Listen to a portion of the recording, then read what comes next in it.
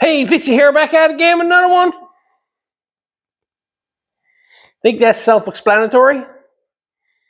Stick around.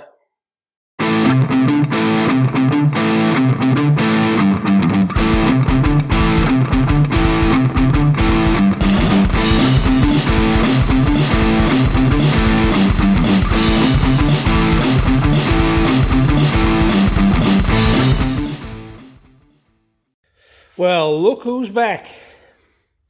I'm getting back at Wendy's car now. My whole goal with this now is I want to get it painted. The body's pretty well all ready to go. I've after doing the body work on this car, priming it, blocking it, repriming it again. The coat of primers on this now is the final coat. It's been kicking around a while. It's got a few marks in it here and there, so I'm going to have to do some touch-ups on it.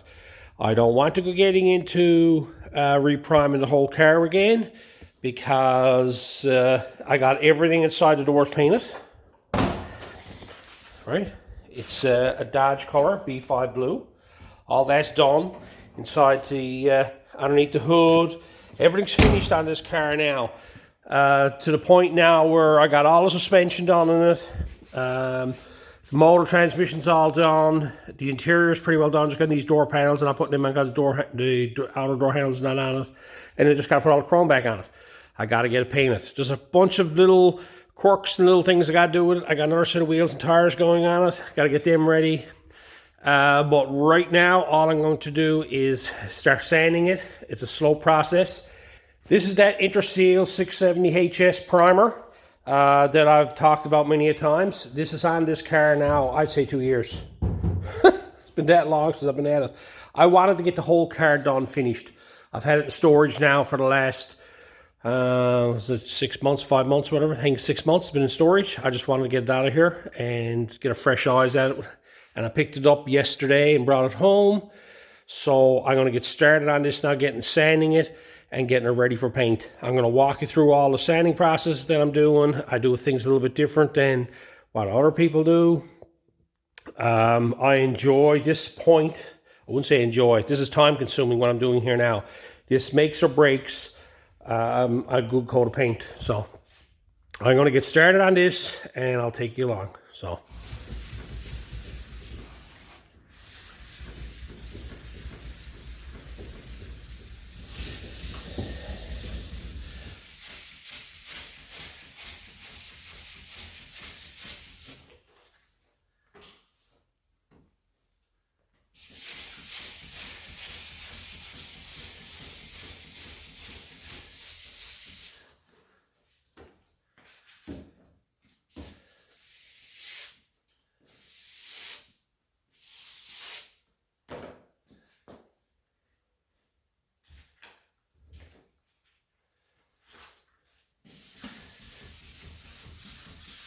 So I'm here still sanding on the car. I got all the top done and I got most of the side done. I've been picking and poking at this in the evenings. I'm jumping on it now trying to get a bunch of work done on this car. It is very slow. This 670HS primer is fantastic stuff, but if you leave it sit for a long period of time, it's just very hard to sand. It's rough on sandpaper, okay? As you can see here, I've been sanding it. I'm sanding it with 400, okay? 400 wet.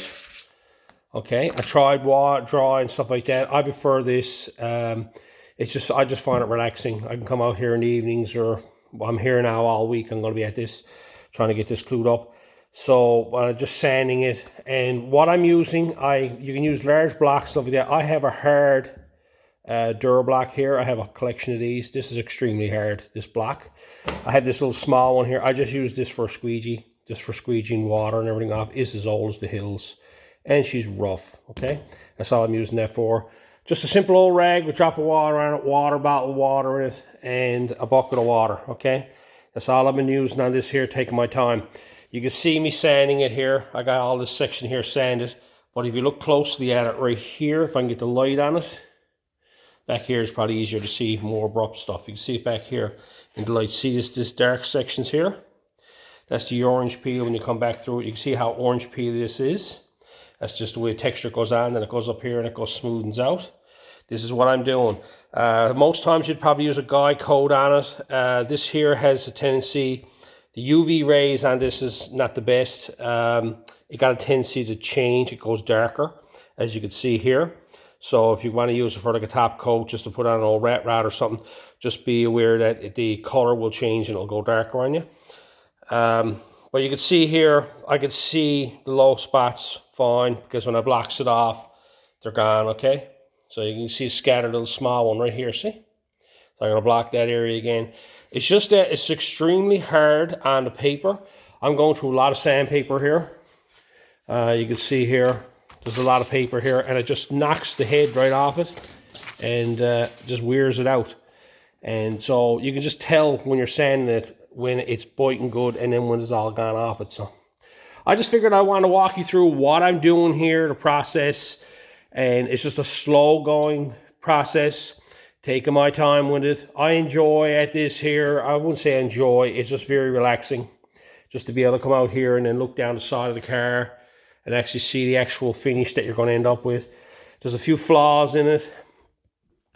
This primer on this car is our second coat of three coats of primer. I done all the body work on the car, I primed it, blocked it all out, re-primed it again. This is our final coat here. The only problem I got is been on it now over a year, and there's been a scattered spot on it I've after knocking off, little marks like this here. I'm going to have to go back to address. I have a couple of scratches back here, little small marks in it here, right? Then I'm going to have to address. So I'm just going to go back and go over all that again and get all that straightened away. But I'm happy with the body lines, how straight it is. It's good enough for a nice driver, okay? I usually get really, really carried away with all this, but this one here, I'm pretty pleased with it. It looks good when it's all wet down. You look down the side of it and everything. So I'm going to go on sanding this now, and I'll bring it back when I'm farther ahead.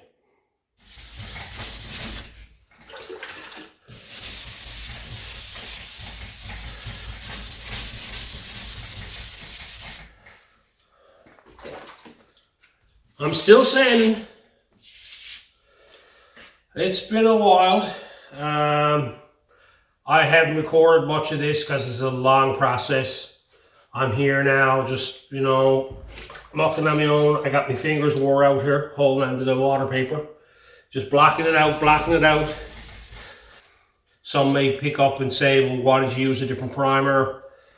And this primer, at the time when I was buying it, was $80 a gallon activated. And compare that to, at the time, I think a gallon of primer with activator was probably closer to $300, $250 to $300 in the automotive trade. I do everything. I like trying things on a budget. I like using cheaper products.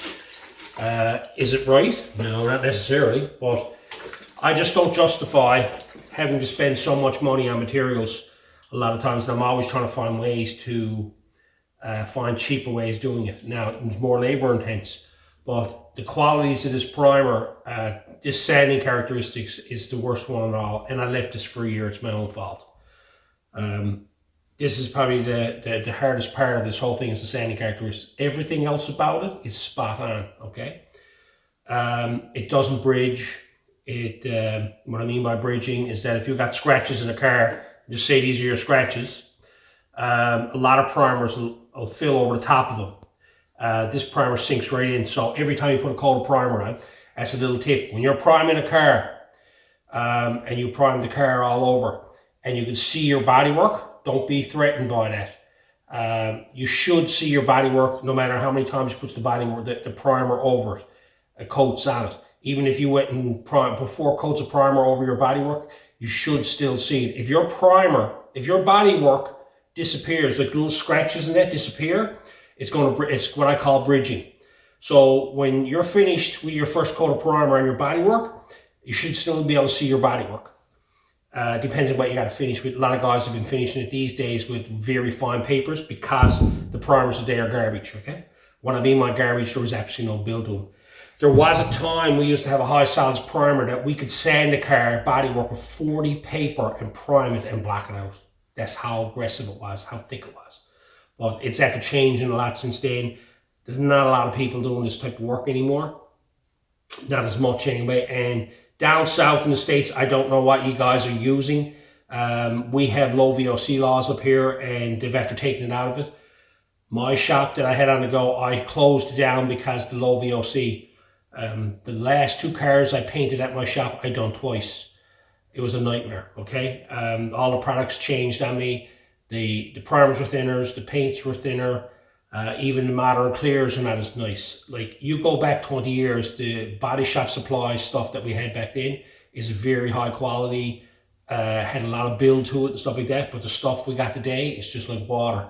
The primers today reminds me of old lacquer primer we had 30 years ago, right? So I'm just here now. This is the drawback, but this is the sanding, but I just gotta have patience with it. Once I get this all sanded down and get it ready, that I can start doing a few small knickknacks and bodywork on it, we'll move forward from that then. So I'm gonna get back sanding here now.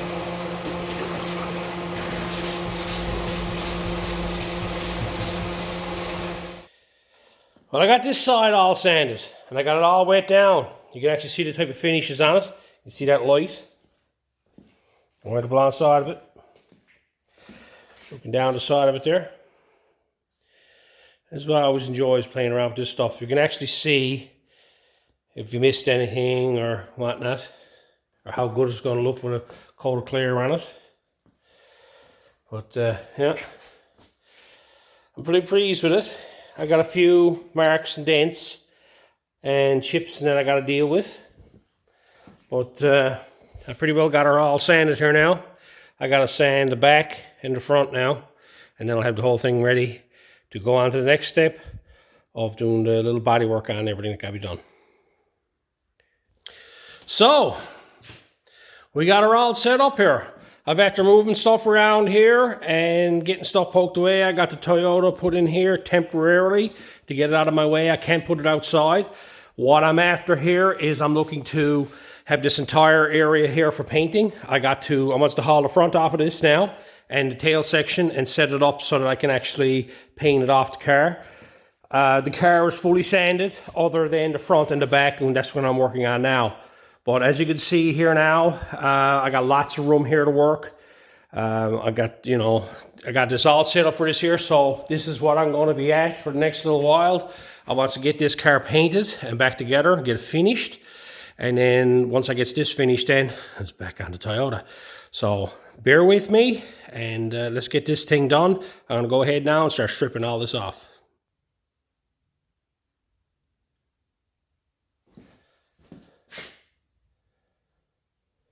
So I got all the bits and pieces taken off the car that I'm going to take off it. I was going to take these off. It's a bit of a tangle. I said, no, leave them where they're two. And I'm going to paint them on the car. I didn't want to go getting in this because I want to tape up the rad support, keep all that clean.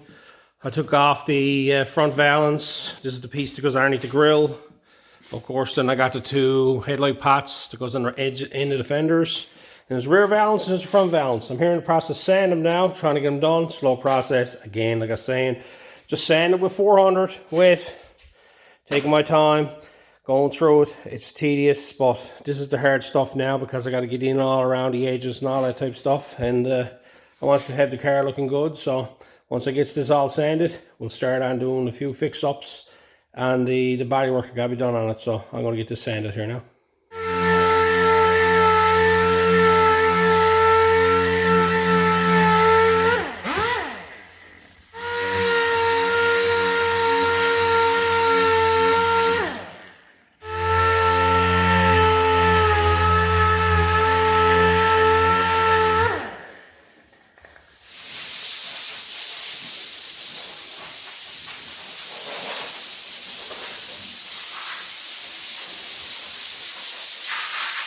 So I went and got all the parts finished up sanded. I still had to sand some of the front here, these sections here, and the taillight section. I had to sand on the car as well. Done all that with 400. Along here, got all that done. So I'm happy with everything to the point now where the whole car sanded with 400. Finally, it was a long process. It took me a while to get here because I had to be patient with it. The stuff was extremely hard and I left it way too long, okay?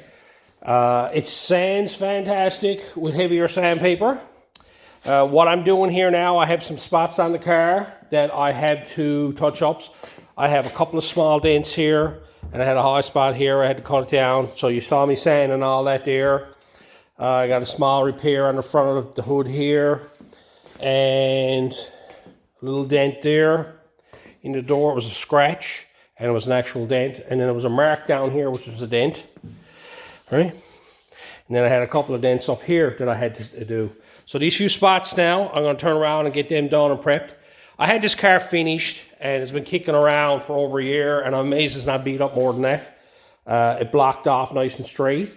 So my whole plan is here now. I'm going to repair these few spots, prime the few spots again, resand them, and then the car will be ready for paint. It's a long time coming, so we're getting there. Over here now, this is what I use, okay? I've been using this for over 20 years. It's body gold filler. It's expensive, okay? You can use regular filler. It's not as half as cheap, but close on it. I think I paid $70, $67 for this, and I think a gallon of regular white filler is $40. I prefer this stuff, less pinholes, it goes on smoother. I can put this directly over paint. It's like a putty as well. I don't use polyester putties. I use this for everything. This is all I use. If I was doing welding, I do fiberglass over it first, short strands, and then I'll put this over the top of it. A lot of guys will take the regular filler and they'll add resin to it. I did that a long time ago.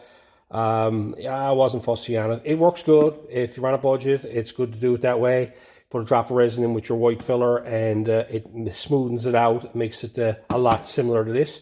But the problem, what I don't like about it, is that it leaves a film on the top surface of your filler. And when you first start sanding it, it kind of clogs the paper, and it's a bit annoying. Once you get the top off it, it comes off nice and everything. But I just go through the hassle. I prefer this stuff. As a lot more luck with this stuff here. It doesn't shrink. You know, it's a better quality filler. It just is a little bit more expensive. So anyway, I'm going to mix up a bit of it here now and fill them few spots on the car. The stuff, there's less and less in these. Been using this stuff a long time. You got to need this stuff here when you first get it, because it kind of like it separates and goes liquid form on one end. So you got to make sure that there's all good on it, right?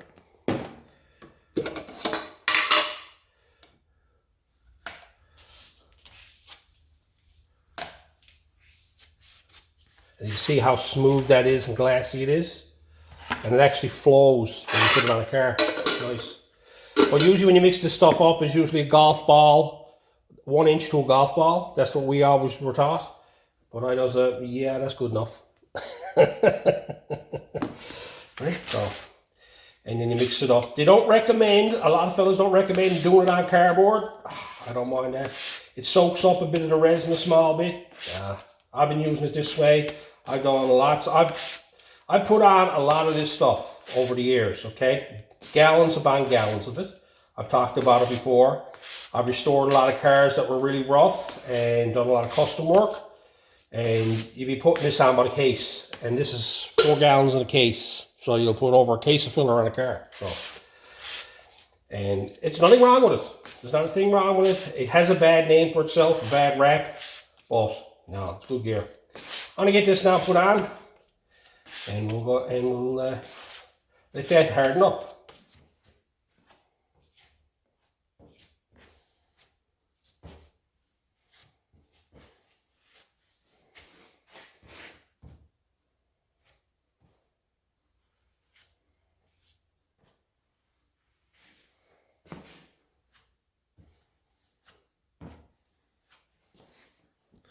I got the few spots on it now filled. Drying time, 15-20 minutes. It depends on the atmosphere, how damp things are, how much hardening you add, all that type of stuff. It's damp and cool here today, so it's going to take a little bit. I'm going to go grab lunch now and just let this harden up. But one thing I forgot to point out, what I went and did, everywhere I was doing body work, the whole car sanded with 400. Everywhere I done body work, I went over and sanded it with 180 and got it all roughed up so that the filler could stick to it. Yes, I can put filler right over this stuff. Yes, I can put this right over paint, okay? I don't recommend it. When you're doing restorations and stuff like that, strip everything down. This car here, Had a lot of body work done on a previous. All I'm doing, I'm just cleaning it all up and going over the top of it. I've done this before. I don't recommend it. But this stuff here, you can feel right over it. The 670HS. And I have no problems with it before. I've already done this, some work on this car previous. And put it over the top of it. So like the problem you got with some cars, like some repairs, fellas should strip it all down. This is a prime example. This car has been around a long time. It's got a lot of paint on it. In certain parts of this car, it's been primed a few times and it's pretty thick. Okay, I don't recommend, unless you're going to strip everything bit off the car, if you're just cleaning it up to make a nice driver out of it, this is okay, but if you're really finicky and you want some restoration, you want it all perfect and all that type of stuff, well, strip everything to the bare metal when you're doing any repairs on a car. For paint, like if you're painting the car all over and it's got original paint on it, strip the whole car to the bare metal. This car has been painted when we got it, and it had base clear on it, so it was a modern paint. There was a lot of body work done on it already. Panels replaced and that type of stuff, and so I wasn't getting into stripping the whole car again. I just wanted to give it a nice clean up. It was the work that was done to it was good work, good job done to it. Okay, what I sanded it with over here was, all I did was my old oscillator. There's a number of different ones you can get. I can't find my old one, but this is a palm sander. You can do body work pretty good with this. You can actually sand filler, do all that. I'll do most of my body work with this and use it like a block. But you get another one that got a counterweight in it that spins around. They're not really good for doing body work. They're good for sanding down cars and stuff like that. This is all I used. I got a bunch of stickets here, a bit of 180 and a bit of 220. Okay, because some spots I just feather edged out with 220. I'm trying to keep the sandpaper and that coarse. I do want to go no less than 180, and didn't want to dig into it because it'll leave scratches and everything. Right? So just want to point that out. So I'm going to go ahead now, let all that harden up, and then I can sand it.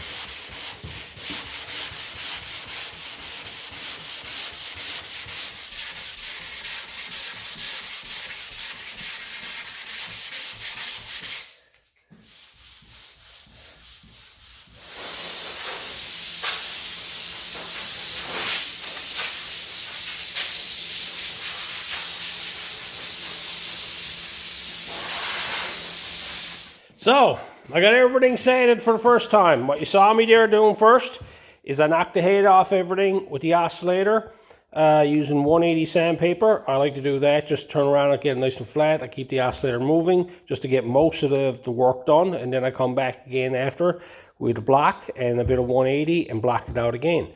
I'm using 180 on this because I don't want to go scratching up too much. I'm going to finish it off with like 220. There's a couple of spots on it now I got to redo again.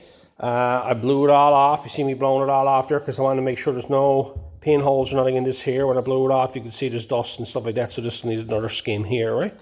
So there was a few spots over here on the quarter panel. Most of these spots here, I got them all with the first smack, so don't have to touch them again. This one here I'm going to have to redo again. This one here and the one on the fender. Other than that, the rest of them are pretty well done. They're ready. I'm going to resand them again. That one there came out nice. That one there, what that was, there was a low spot going through here. When you rub your hand this way here, you can actually feel it. And when it went this way, it was it was hard to see, but it was there. And I wanted to bring it up, right? I don't know. I think that was what I missed from the last time because there was no marker, nothing on it, right? But all these other spots that I'm doing, I hopped off them. I dropped something on it or something like that. There was 2 dents here, and there was something poked up from down the bottom, probably when I was putting the front end back in it or something, I don't know, right? And then the corner of it here, I readjusted it and it cracked right on the corner here. The paint, the primer, everything cracked, so I had to refill it again because the front of this one has been repaired and filled. Other than that, of course, that one there, that was a crease. I rubbed it up against something and creased it. And that was a scratch there that I scratched the primer. And of course, that one there, I'm still trying to figure out what I did there. I dropped something big on this here and put 2 big dents here. And then I had to, then when I should have left them there and filled over them and scuffed them off, they weren't big dents now, mind you, but when I tapped up on them, I cracked everything up, all the primer and everything. I had to pick it all off, filler edge it out, and had to fill it all in. So, but I got that there now to the point now, give that another skim. So, I'm going to go ahead now, got all these filled again. It's the same process as before. I'll just turn around and I'll skim over all them again now, nice tight skim, and let that harden up, and then I can sand that. Well, I know I wants to get this done. I got ahead of myself. I refilled all these bits again that need to be filled. And then I blocked them out. I blocked them out with 180, 220, and then I turned around and went over it all with 400 to make sure everything was there and blew everything off. Finished everything off, had a close inspection on to make sure the scratches and everything were gone because I'm trying to finish this off to the point now where I can just get away with a couple of coats of primer and block it off, paint it. That's my whole goal with this, okay? So I got this all done, and when you're doing small repairs like this, you try to finish it. I like finishing it to paint. So I tried to sand this here so it's all finished to 400, and that way when I put some primer over top, I was just sealing it up as all it's doing. And you know, blocked it all off, done it all by hand. I never really used the oscillator on it after. I just used it for when I was doing the 400. I was just going over to feather edge back some scratches and stuff like that were in it. But it's basically the same thing. I filled that one, got that all straightened away. Back here on this quarter, same thing, right? I filled that, got that all, that's all brand new now. I'm happy with that. Down there, all that's, I'm happy with all that. The only tools I use to do any repairs on this here for blocking it off, like I was saying, I use these couple of door blocks. This one here, this long one here for longer stretch, and then the short one, and of course, then my little oscillator. That's all I use to block everything off with. And I used 180, 220, 400. So I'm going to go ahead now and get this all taped up. I'm trying to get this primed tonight. And I just want to low pressure, just dust in a few spots that I got on it. And I got a few other pieces over here that I want to dust in a few things on. So I'm just going to go ahead now, get this all taped up and get it ready for primer. So I got everything taped in. My biggest concern is that I got everything inside the doors and everything painted. I don't want to get an overspray on none of that. So I got it all taped up inside there. And same with back here and whatnot. I got all the door jambs completely taped up with like 2-inch tape on both sides of it. I just want to dust in. I'm just going to do this low pressure, just dust in a few spots that I got because, you know, there's a scattered little spot like on the wheel well here. I want to give it another dart, little spot there. Right, and I got a spot back here. I'm just going to do it low pressure all the way around there. What I'm doing, I'm putting the 670 HS, that primer that's on it there now. I still got some of it left here. So I'm going to put that on it there now. Mix all that up. I'm going to dilute this down a lot more than usually. Usually it's only 4-to-1, but I always add thinners to it. Usually adds about, I don't know, 4-to-1 to probably 2 thinners, and I'll probably go 3 on this. So I want it a little bit thinner, and so I'm just going to turn around so I can get a nice flow and everything on it. And I'm just going to spray with my old paint gun I got here. Have my primer guns and everything upstairs, so I'm going to have to give this a go clean up after. This is my old Avillibus gun. So I'm just going to, I have an old primer gun here, but it needs a kit and it's constantly blowing air when you plug it in. And I don't want that now while I'm priming. I want to be able to turn it right down and just slowly dust it in. So I'll get this all mixed up now and get that primed.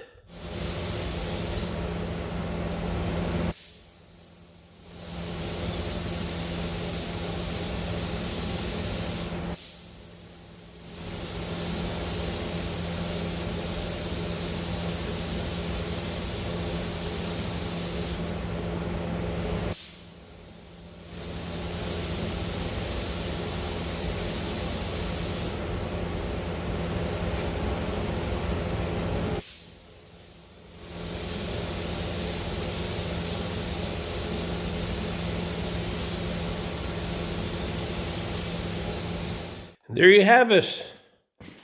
I got 4 coats. Put on that there now. It's the next day. So we got all the repairs made on it. I'll block them out. I'm going to let them sit for a day or so now. And we'll see what this stuff is like to sand. It's the same stuff that was on it all along. It's just I'm not going to let it harden up like for a year. But I got all the spots all primed. All the repairs are done. You can see everything got done here. I had a few spots that had to, over here on these bits and pieces that paint flaked off on the bottom edge. And so I resanded it and reprimed it. And there was the edges that I rubbed through and stuff like that. So I'll give them a shot as well. But so it's been a couple of days now. And I let it dry 2 days. And I'm just here now. I got all this done with dry. 400, scuffed it off. It sanded right nice and easy. Right? And it never clogged the paper or nothing like that. Just scuffed it off 400. Had them few done. So I got at the body. I don't know. I just prefer the water sand. So I start water sanding all this stuff here with 400. I got the pieces, the sections done. That one's done. That one's done. And then I moved over onto this side here. Started on this side here. All I got left to do now is to sand these few little spots here. And I want to give the whole car a quick rub over. And then the car is ready to clean. I had one spot over here I was concerned about, and I got it out. So everything else seems to be best kind. I'm not worried about nothing else on the car in terms of flaws and whatnot. So, but I had one flaw over here. I know I saw it when I was priming it. You can actually see a divot in it, and I put lots of primer on it. And strangely enough, I blocked it out. A lot of people don't believe in that, but I've done it many a times. I fill up dents with primer. But anyway. I'm going to get all this sanded here now and get everything ready. I was planning on trying to get the boot and everything straightened away, but I realized one thing, and that's that I got to get this finished, sanded, prepped, and everything like that so I can clean it all up. Because once this is done, I don't want to do no more sanding or dust or anything in here.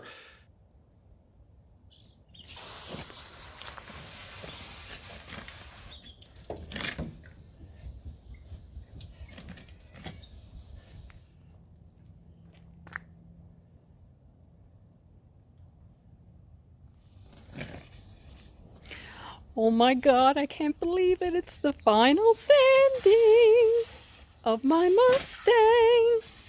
Exciting. It's always one that gets boiler. See the little denter? Right there. One little dent in the quarter metal. Oh my, oh my, oh my. You can even see, see the round circle. I tried blocking it. Never worked. Oh well. Got one more repair to do. I want to get the rest of it ready.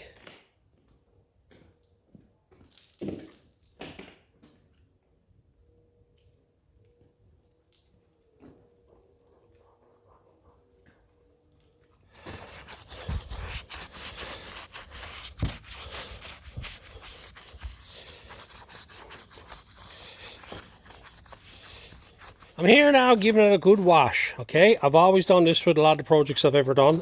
Give everything a good scrub. People are always concerned about dirt and dust and stuff like this. I'm willing to say 75% of the dirt that comes in your paint jobs comes from the car itself, okay? People think it's the shop and whatever. I painted out of an old wooden shack for a lot of years, and I've always treated my cars like this. I wash them inside and out. Inside the doors, everything. Was never afraid of cleaning nothing. Like underneath here, I washed everything in here, or I haven't washed it yet. I gotta wash all this in here.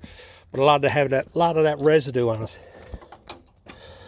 But like, you know, I wash the doors inside and out, all that type of stuff, right? So I got all that there clean and all the residue gone off it. And I give it a good scrub down. I hose out my wheel wells down here. I drown that down there with soap and let it all flow out. That's usually the hard one there. It's getting the dirt out of there, right? But it's a bit crazy what I do. Some people think, Tony, you're cracked, you're water sanding and you're doing all this. It's just something I've always done. I'm very, very meticulous when it comes to paint work, and that's one of the reasons why I give it up. I just take too much time and spend too much time on prepping the car and the spot before I get the car painted. It's just one of those things. So I'm going to go ahead and continue cleaning all this up, and then the next one is to clean this in here.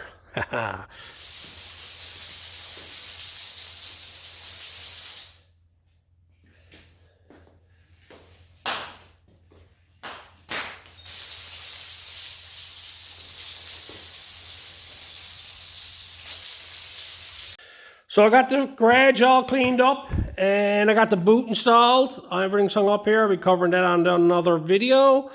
And I got the car in here now and I got it up on jack stands, the wheels taken off it. I prefer to do it that way. And I got dial position where I want it to. And I'm going around it here now. I was showing you in the last video, or in one of the videos, that I got it all prepped, and I found a dent here. I kind of like give up on it now because I try to have everything dust free as much as I possibly can, and you know, it just seems like I ends up getting the bloody thing put in the boot, and then next thing you know, I got to do body work on it. So that's it now. I'm not going to worry about it. I'm overthinking things.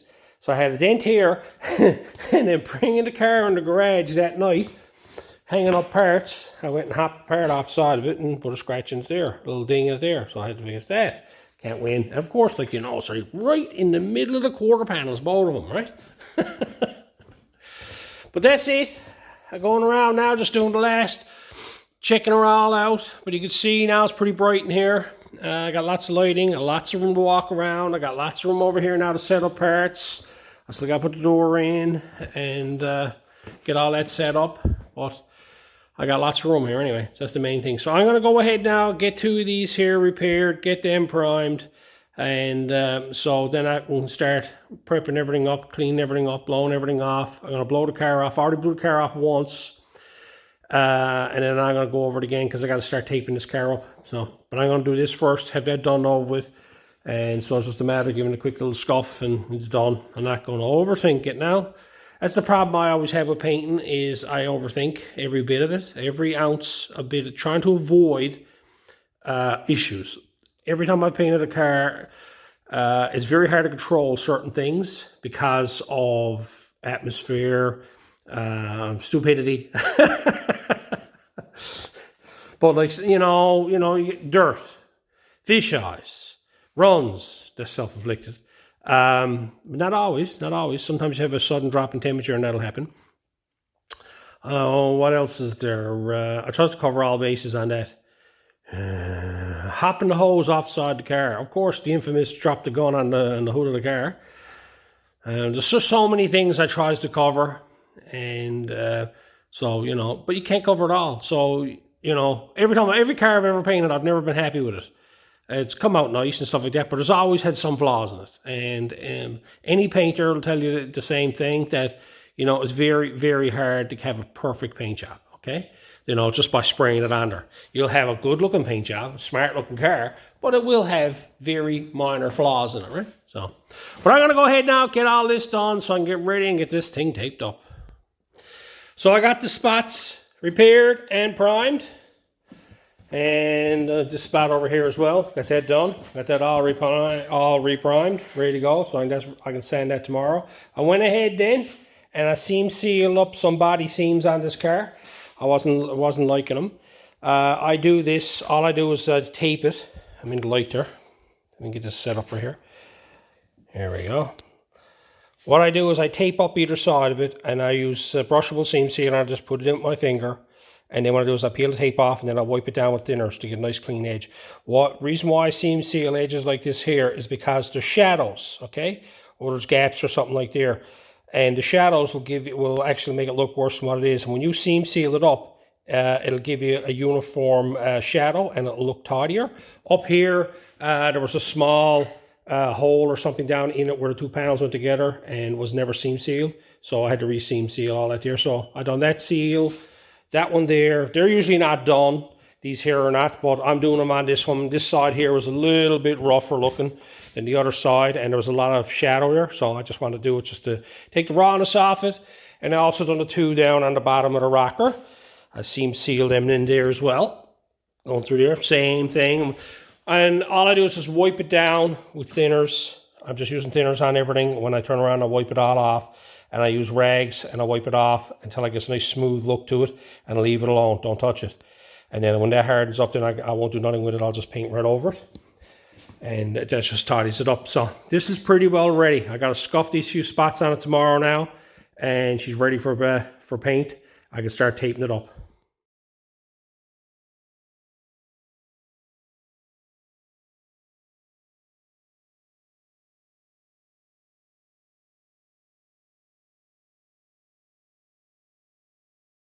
So I got all the body work all sanded, everything's done. I went once over on the car, checked everything else out, made sure everything felt nice and everything on it, and there was no overspray or nothing on it. And then I went ahead and I taped it up. I just showed you now a bunch of pictures of taping it up. I've been, it's 3 or 4 hours for sure taping on a car like this. This is the stuff that always gets overlooked. No one pays no attention to this. But they sees the car primer, then they sees the paint. There's a lot of time goes into all this stuff because I had to tape up all inside the doors, all underneath the hood, bottom side of the hood, tape all that up because I have everything finished and I'm trying my best not to get overspray in here. I also tuck blankets down and around the bottom of the engine to try to keep the overspray from coming up. Now, you can actually tape the car down to the floor. I'm not going at that. You know, I wants to wet the floor down. I likes my floor wet. And if I tapes this off now, my floor won't be able to wet my floor down. Parts of it is still wet down here and it's harder to do. So I'm not too concerned about it. Hopefully that they'll look after it. So I got everything done here now. I had to prop the trunk up. I had to put weight on it to hold it down because down here, the top above the tail light, that panel across there, the trunk lid overlaps it. And I had to paint this section right here. This got to be painted. So I turn around and got this set up so it's left open so I can paint that. And I also had to do the same thing up front with the hood so I can paint these sections right here because the hood covers them up. So I just propped the hood, got the hood set up like that. It's all taped up. Everything's ready to go. I've actually blown off the entire car now and I'm going to get that all straightened away. And I got my stand set up. I have one stand with some parts on it here. And I got this jerry rigged up here because I didn't want no edges to rest on anything down around this edge because you lay this flat, this lays on something. So I got a couple of blocks of 2x3 set up in here, just laid in place, taped on. A couple of screws to keep it from moving. They're ready to go to be painted. Same with that one there. And I got a piece hung up on the thing there. So that can be painted right there because I got to paint both sides of that. So I got to have that somewhere where I can rotate it around. Just make sure I get paint up here. Well, there's no paint really got to go up there anyway. Because this is the cut edge that overlaps, so that's good. That's pretty good the way that works. Then over here in the corner, all I did is I took another stand, put it in the corner, piece of plywood, and taped it off. That's my workbench. So here's what I got from my workbench in the corner. I don't want to be leaving and going out to the door. I'll do all my mixing in here, all my, do everything with my gun, everything in here. So, what we got going on here, right off the bat, I bought myself a new mask, okay? This old puppy has been around a long time. I can buy filters for them. But this here is all starting to peel and fade and all that type of stuff. And I'm going to retire this mask, okay? Retire means get rid of. Okay, so it's retired. Also, I went to Princess Auto and I bought a simple little spray gun. I don't know how much these are. These goes on sale for like $20 or $30 sometimes. I'm buying that to paint with because I'm doing this on a budget and I'm doing it cheap as I possibly can. So I'm going to experiment now and do it with this here cheap HVLP gun. All right, so, and this here, that's my wash and wipe, okay? Just simple old Windex. I'm going to use that now to clean the car down, make sure she's all cleaned off. That don't streak or nothing like that, and don't leave no residue. Some wash and wipes leaves a white residue on the car, and I always hated it. And this is just an old school way, and it's a lot cheaper. Anybody can afford a bottle of this. I priced up a bottle of wash and wipe today at Canadian Tire, and it was like $14 or something, and that's like $5. That's our prices now, mind you, right? The paint, I'm using Old Omni. Old base coat, clear coat. Turned around, and this is, what's it? B5? I think that's what it is. There's the color. It's not wrote on it, but I think it's B5 blue. Yeah, B5 blue. This is a lower end base coat, and I'm going to use that on it. I have already painted inside the doors and everything with it. Hopefully I got enough paint. If not, I'll just have to run up tomorrow and get more. That's it. Old cheap tack rags. A couple of containers I bought at Princess Auto for mixing paint. One for clear, one for base. These here, I recommend these, okay? This here now, this will screw onto the gun, okay? It's a water separator. It has one on every gun plus a regulator. And it's just the safety. I don't have no major problems with water with my compressor. It's a low RPM compressor. I see a lot of fellas out there with crazy water systems and everything trying to get rid of water. And a lot of it got to do with the environment where you're to and, you know, humidity levels and stuff like that. And a big part of it is the compressor that you're running on. Because any of them little diaphragm compressors that, you know, you hear and runs mad, they builds up a lot of water very easy. My compressor out there It doesn't, I don't never have any problem with water. Hopefully I won't. We'll see tomorrow now. I'll get all water spots in it everywhere. But that's what I use for that. A couple of old strainers. The clear coat I'm using, again, it's just a cheap clear. Old Proform clear. And I got, I got 2 gallons of that there. So, because one's a full gallon, that one there, and then there's a bit used out of that one, there's a bit used out of that one. And there's the reducers and the activators for it. So, but that's basically it. And I'm just using these old, what we call towels for wiping everything down. Nothing fancy, okay? All the stuff you can buy. And it's all pretty reasonably priced. I'm not quite sure what this stuff is, but I know it's a lot cheaper than most paints. It's a lower end paint. Like paints today, the price of them are crazy. And even this stuff now, this has gone through the roof. I was paying, I think it was $80 for about $100 for a gallon of this stuff activated. And I've been told now since COVID came in and after passing, that's $200 now. So it's just one of those things. Price of everything gone through the roof. So I got all this straightened away. I'm going to get this all prepped up here now. Is to wet the floor down and get this all washed down and go from there. And that way I'll be ready for paint. So the compressor, got that set on maximum. I don't have no water separators in my line in terms of into the system type thing. All I got is these little things here I plug in. Got a water separator in it and I got a regulator around it.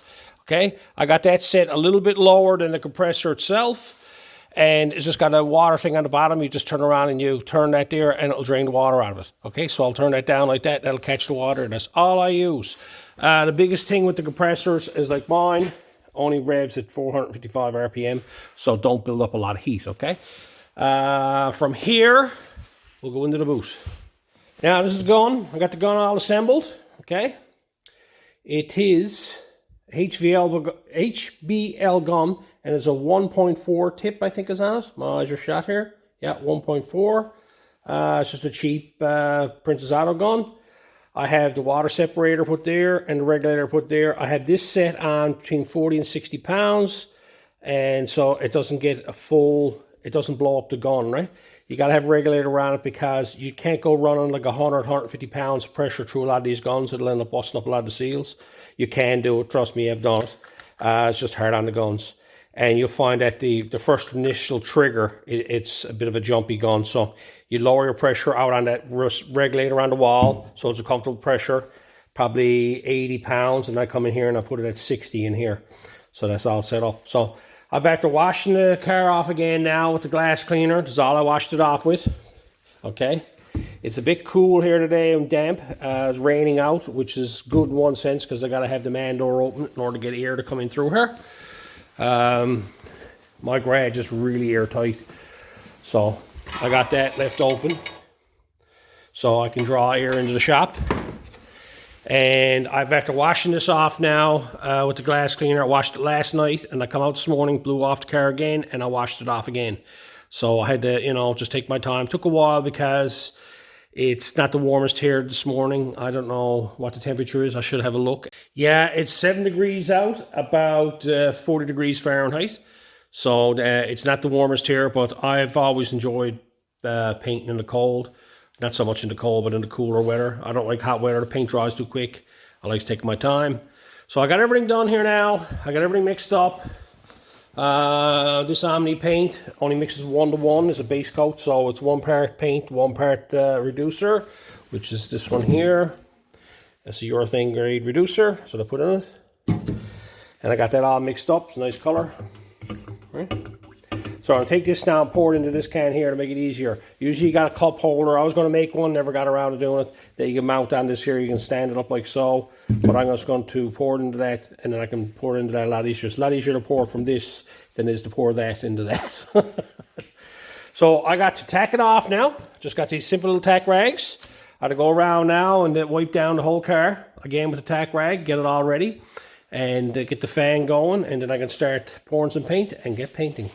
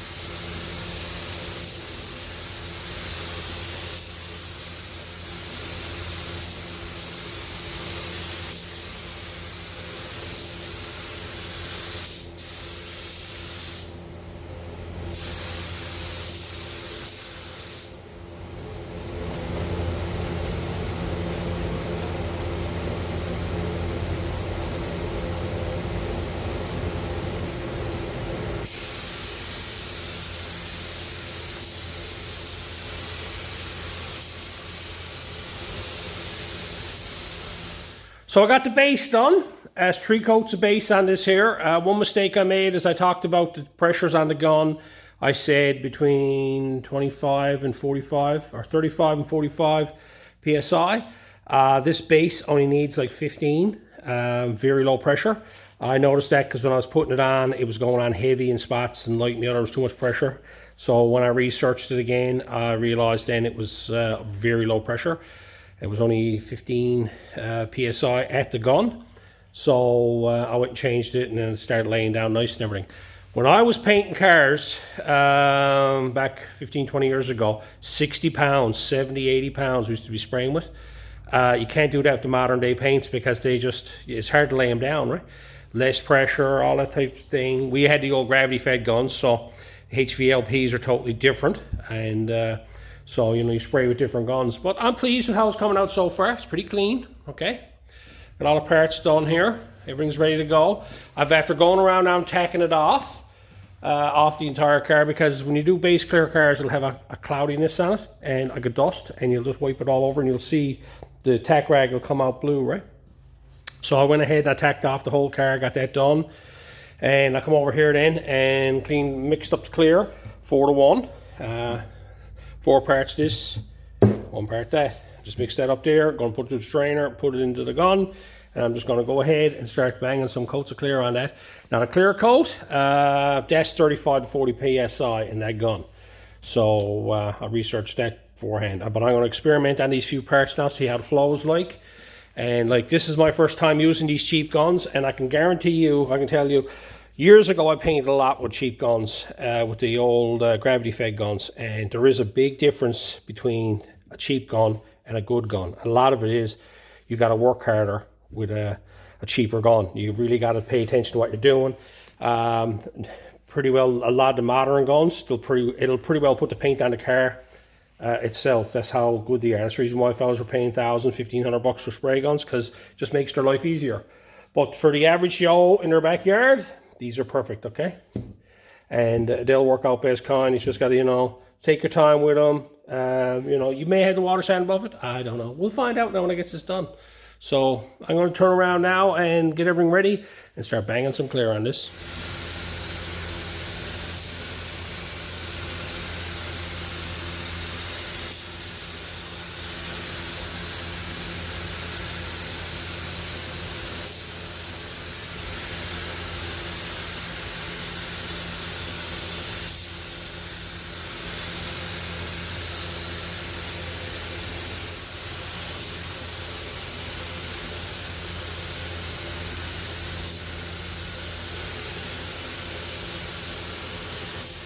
Boots working deadly.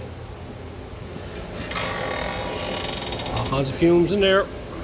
Ooh, look at that.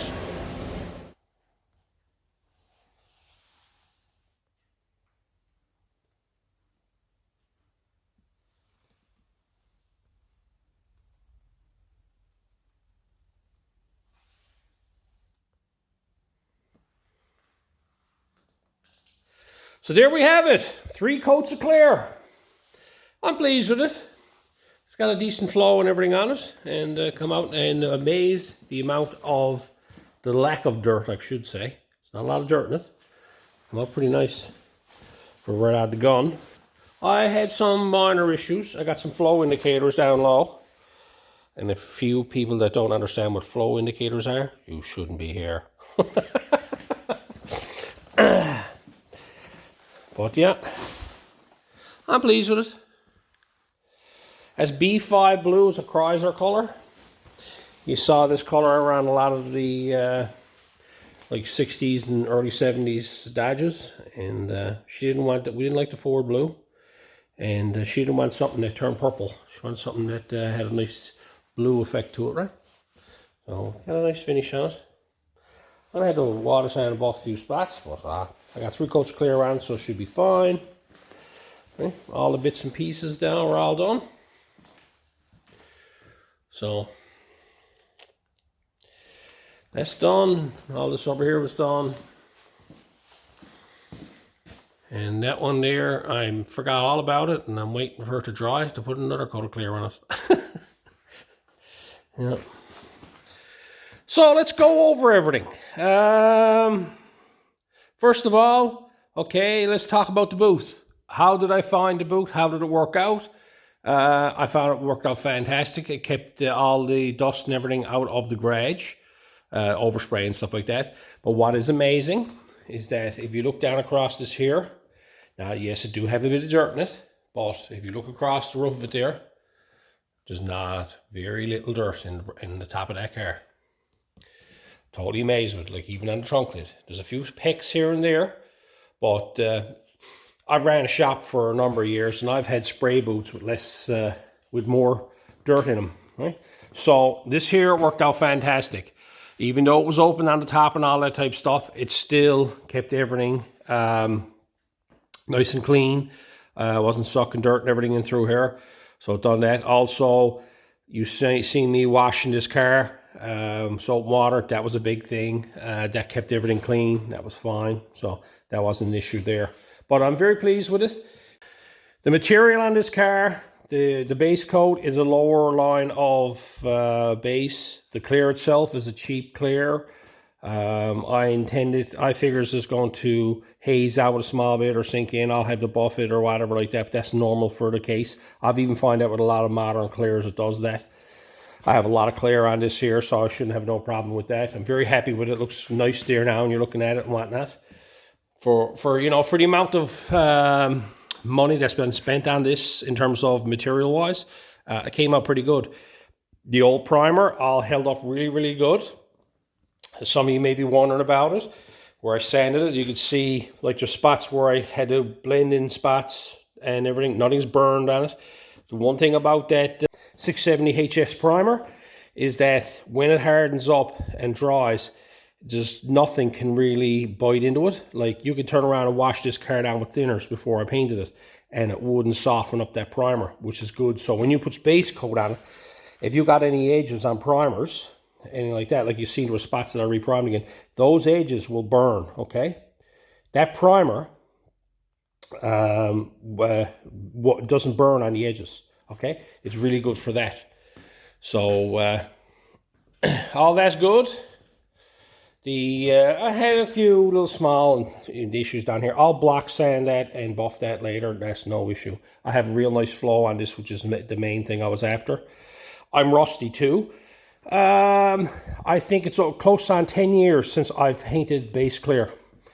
There was a time I done a lot of painting, like I was painting daily at one point, and just the whole point, as the years went by, you just got tired of it, and I just found that it's not the part of restoring cars that I enjoy, because I get frustrated at this stuff because there's a lot of things I can't control.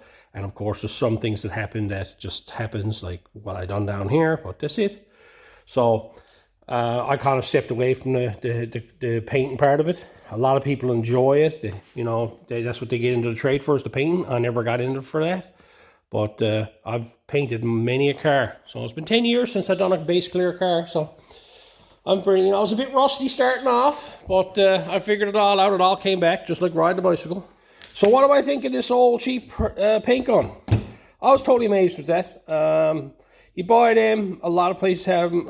Harbor Freight and Princess Auto carry these cheap line of guns.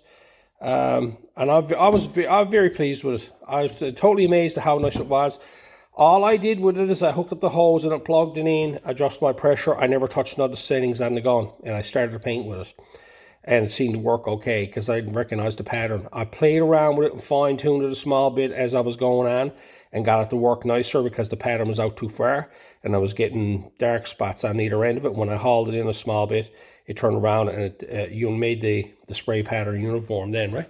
So all that was adjustment through this dial over here, right? That makes your pattern, your spray pattern, makes it smaller or bigger, right? When on the outside, and this was opened up all the way. But hey, I'd recommend these guns. Now, it's a gun you got to work with. Like you actually got to work the paint, and like some guns you can actually just put paint in it and just go over and just keep your distances there, and it'll all work best kind. When you're painting, be parallel to your panel, okay? I never went over none of that. Be parallel to your panel, and I usually overlap sometimes 60%. Some fellas will say 50. I am over 60. 60%. What I mean by the overlap is that when your spray pattern is here and you're spraying this way here, when I come down my second spray pattern, I'm doing it this way here, overlapping it that way. So this is a couple of little tricks there. I'm a bit rusty at it, and it all came back to me, and I'm just trying to remember some things, some tips or something that I have to point out, right? But yeah, I'd recommend that gun to anybody. So this is where I'm going to leave this one here. It was a big undertaking. I've been at this well over a month now trying to get this done for you guys. And I'll be getting back to the normal stuff soon. I just want to get this here all straightened away, and I can start putting this back together. So I hope the tips were good, and until next time.